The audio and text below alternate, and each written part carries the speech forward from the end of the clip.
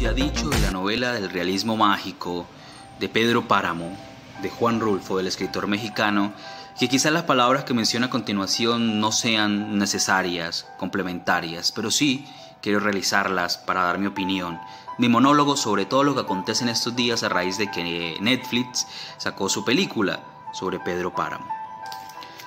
Vine a Comala porque me contaron que acá vivía mi padre, un tal Pedro Páramo. Mi madre me lo dijo y yo le prometí que vendría a verlo en cuanto ella muriera. Le apreté sus manos en señal de que lo haría, pues ella estaba por morirse y yo en un plan de prometerlo todo.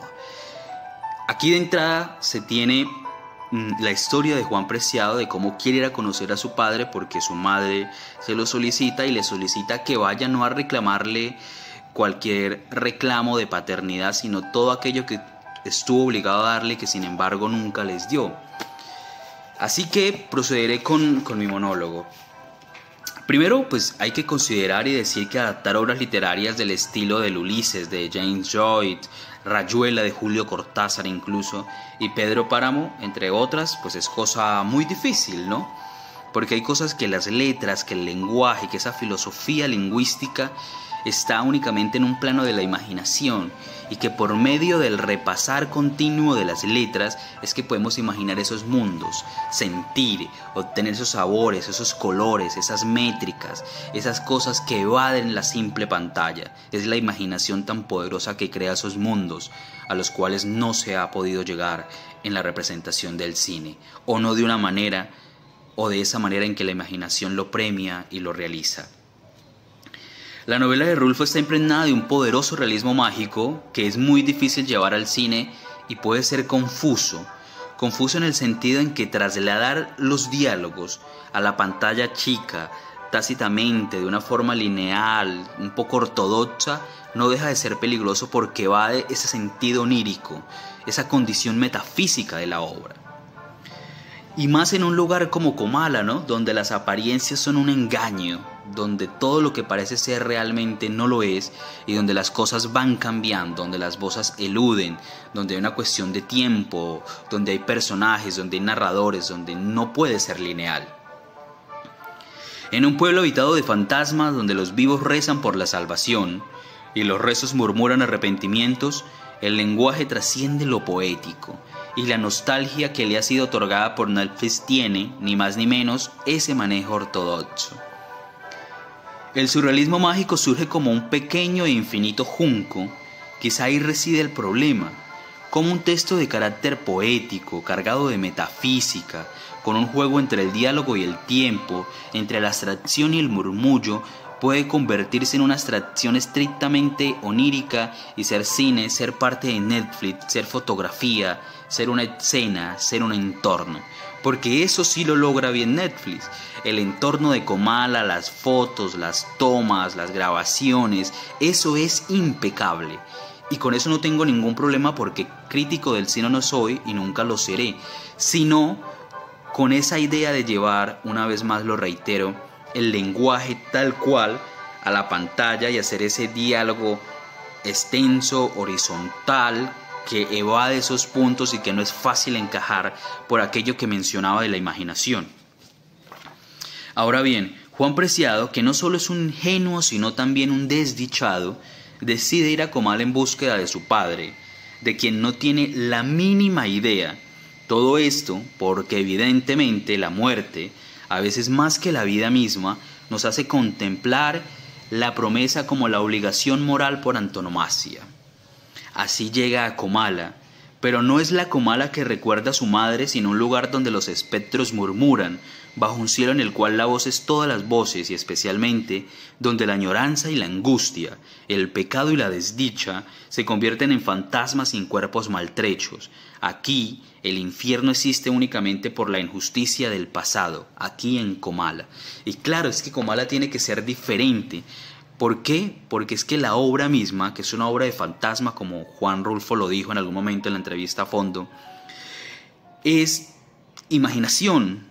Cada quien vive su Comala, cada quien tiene su punto de interpretación, cada quien tiene su desdicha, que muchas desdichas se desprendan desde Pedro Páramo y desde la muerte del padre de Pedro Páramo, de quien lo nombraré poco más adelante, hacen que Comala sea eso. sea un bucle, sea un sinfín, sea tan diversa, y cada quien la recuerde como era, o como quiso que fuese. Ese es uno de los grandes problemas. Pero, ¿qué es exactamente entonces esa Comala? Es todo aquello que se puede imaginar, desde el dolor, desde la desdicha, desde la felicidad, desde lo metafísico, desde lo onírico, desde lo poético. Todo eso es Comala. Es la totalidad de lo trágico y el amor mismo. Desde siempre la tragedia y el amor han estado compenetrados. Parece una relación sexual no resuelta, que, como todo extremo, termina por juntarse en un círculo. Cuando las cosas se van hacia los extremos, en esa línea, si se doblase esa línea, encontraríamos un círculo y esos extremos se juntan. Por eso todo está allí, todo emerge allí.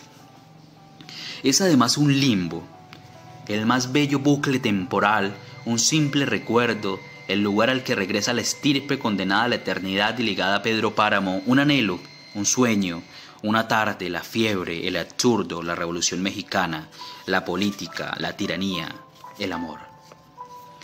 Llevar, una vez más, a la pantalla una novela de la magnitud de Pedro Páramo es, además de atrevido y en búsqueda de grandes hazañas, imposible. El lenguaje, muchas veces tiene la capacidad de imaginar aquello que en el cine puede plasmar, de doler, de expresar, de lamentar, de cuanta cosa existe en el imaginativo que ha de ser, paradójicamente, un sentimiento metafísico. Era lo que les comentaba al inicio en este monólogo. La imaginación va más allá que el lenguaje. Hay unos puntos de inflexión y reflexión sobre la obra, ya especialmente, digamos, sobre Pedro Páramo, sobre lo que acontece en la novela, que he decidido dividirlo en especie como de capítulos, de títulos, para dar una idea de lo que aborda la obra como tal. Lo primero es que Juan Preciado en Comala, ¿no? Cuando Juan Preciado llega a Comala, descubre que su padre está muerto. Y junto a él ha muerto prácticamente todo el pueblo, evidencia de que ya no queda nada de la Comala vivaz que su madre tanto añoraba, o que recordaba, porque no era que la añorara. Es recibido primero por el espíritu de Abundio, quien lo conduce a los espíritus de Eduviges, de Diada y de Damiana Cisneros. Por medio de las narraciones de los difuntos, Juan reconstruye la historia de su padre. ¿Sí? De entrada, Juan Preciado se da cuenta que nada es lo que aparece o lo que aparenta, lo que acontece, lo que se vislumbra, que la media luna está allá, pero son hectáreas de un pasto grisáceo, casi inerme, y que si el pueblo ha muerto, si Comala ha muerto, aquí no lo dicen en las 2 primeras páginas, si Comala ha muerto, si Comala está en ese estado es porque Pedro Páramo ya no existe, y con él se ha llevado todo lo que estaba en su entorno. Pedro Páramo se enamora de Susana. Eso también acontece en la película. Está esta primera parte llegando Juan Preciado a Comala, habla con los espíritus de Diada, de Cisneros, y cuentan entonces la historia de Pedro Páramo, de cómo amó a Susana, de cómo muere su padre y cómo comienza a partir de allí, de ese resentimiento, de esa dolencia del niño Pedro Páramo, a crearse cierto personaje, aunque el cine no lo hace ver tan malévolo, tan tirano, sino que es también condenado por esos espíritus, está retenido por ese yo, por ese pasado, por aquello que pesa sobre los hombres y sobre los hombros y por la nada. Como segundo punto, Pedro Páramo se enamora de Susana. Pedro Páramo era hijo de Lucas Páramo. Desde niño se había enamorado de Susana, hija de Bartolomé San Juan.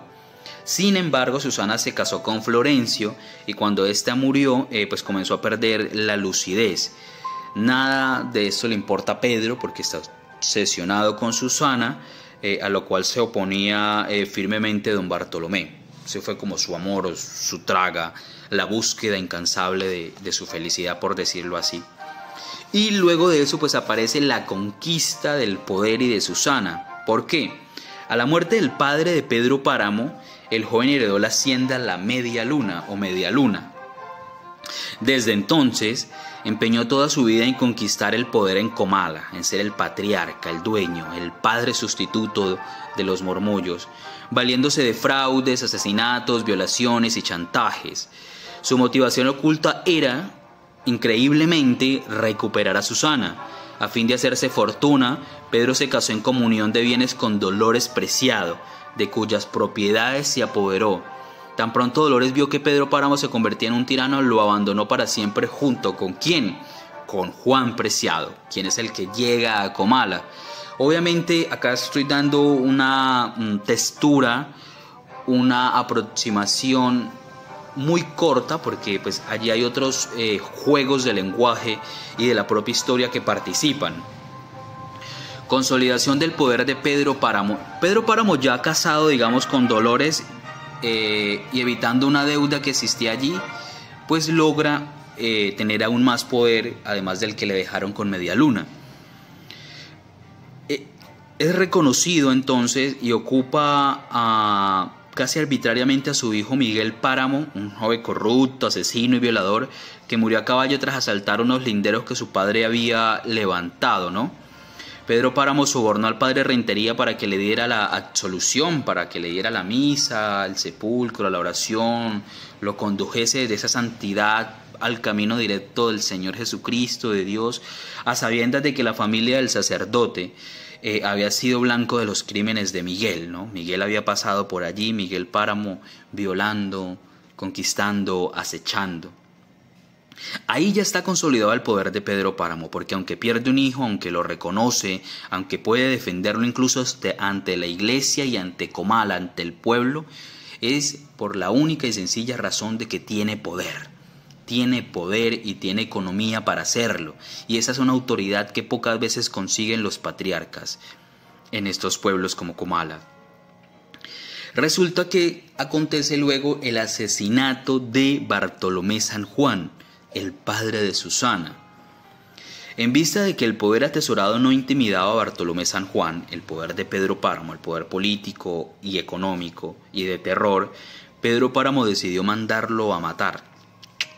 Pedro se la llevó a Medialuna entonces a Susana, pero no advirtió que el asesinar al padre, a don Bartolomé, pues iba a precipitar o a extender, agilizar esa locura que terminaría con Susana, la locura que había iniciado con la muerte de su primer marido, por decirlo de alguna manera.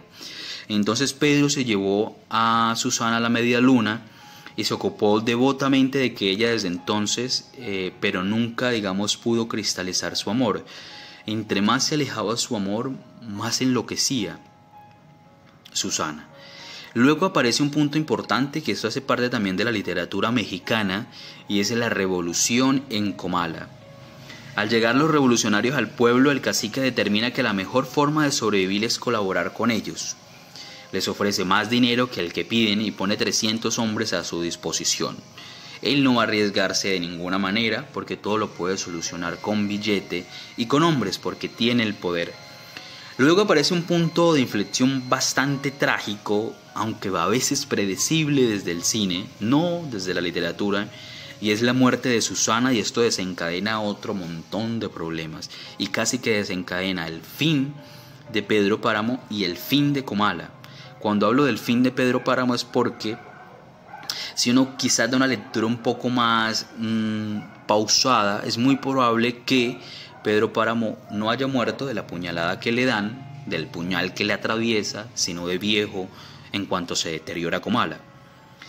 La salud de Susana empeoraba día tras día. El día de su muerte, el pueblo llevaba a cabo una gran fiesta. En lugar de guardar luto por la pérdida que afligía al proveedor de todos sus bienes, al dueño de Comala, al patriarca, la gente siguió en lo suyo, siguió enrumbada. Pedro Páramo decidió entonces vengarse del pueblo, cruzando los brazos hasta que Comala muriera abandonado y de hambre junto a su patriarca. ¿Por qué? Por no respetar el luto de Susana.